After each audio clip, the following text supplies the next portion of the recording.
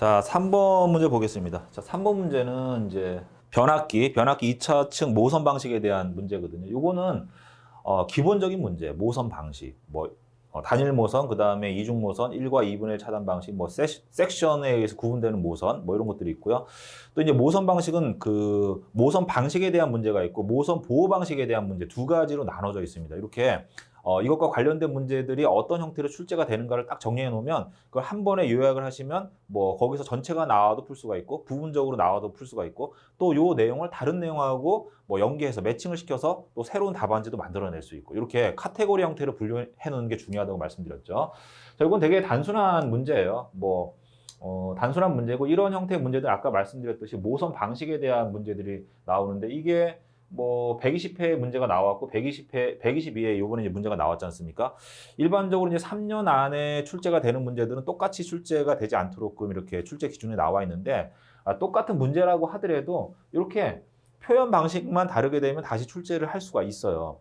자, 건축 전기에서 이제 자주 출제되는 그 유형, 큰 카테고리로 분류하면 200에서 한 250가지 정도밖에 안 되거든요. 그러면 1년에 한 90문제 정도를 출제하게 되는데 3년 동안 270문제가 나온단 말이에요. 그러면 3년 안에 출제된 문제들을 또 출제 못하게 하면 낼 수 있는 문제들이 없단 말이에요. 어떻게 내느냐? 중요한 부분들은 이렇게 문제 형태만 약간씩 바꿔서 반복적으로 출제가 되고 있습니다.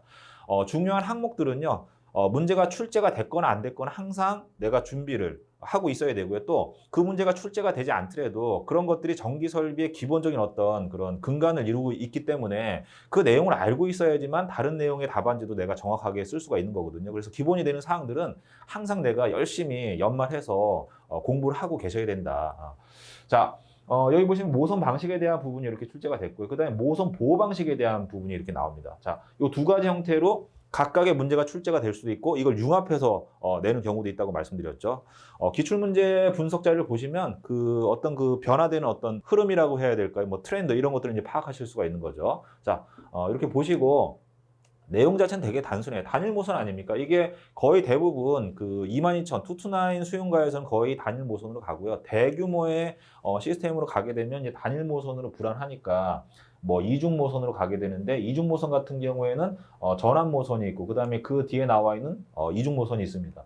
자, 전환 모선 같은 경우는 이게 메인이고 요건 이제 보조예요, 보조. 보조는 얘가 문제가 생겼을 때 혹은 유지 보수할 때 잠깐 쓰는 거. 우리가 자동차 같은 경우에 보조 타이어가 있지 않습니까? 보조 타이어 같은 경우에는 원래 메인 타이어보다는 좀 작잖아요. 임시적으로 쓸 수 있는 거. 이런 개념이에요. 이중 모선이긴 하지만. 그런데 이중 모선 같은 경우에 두 개 다 메인인 거죠. A로 쓰다가 B로 해서 연속해 쓸 수도 있는 거고, 그 다음에 이제 전환해 쓸 수도 있는 거고, 이렇게 약간 이제 똑같은 개념이지만 이제 얘들이 차지하는 어떤 그런 중요도 이런 것들이 약간 차이가 난다. 자, 그 다음에 1과 2분의 1 차단 방식 같은 경우에는 두 개의 모선에 세 개의 차단기가 걸려 있으니까 하나의 모선당 1과 2분의 1, 즉 1.5개의 차단기가 걸려 있는 거죠. 이러한 방식 같은 경우에는 차단기가 굉장히 많이 들어가잖아요. 차단기가 비싸지 않습니까?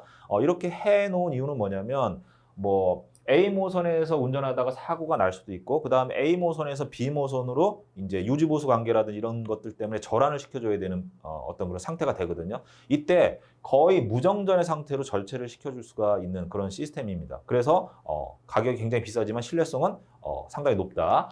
자, 이런 특징을 가지고 있습니다. 이 정도 수준으로 해서 정리를 해두시면 될 것 같고 안에 제가 몇 가지 외워야 될 특징이라든지 장단점 같은 내용들을 넣어놨을 겁니다. 그런 것들은 암기를 해두시면 될 것 같고요.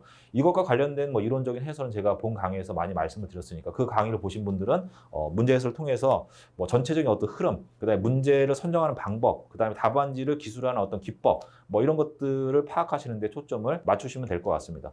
자, 이렇게 해서 3번 문제 해설에 대한 부분 여기서 마무리하고요. 또 이제 4번 문제로 바로 넘어가도록 하겠습니다.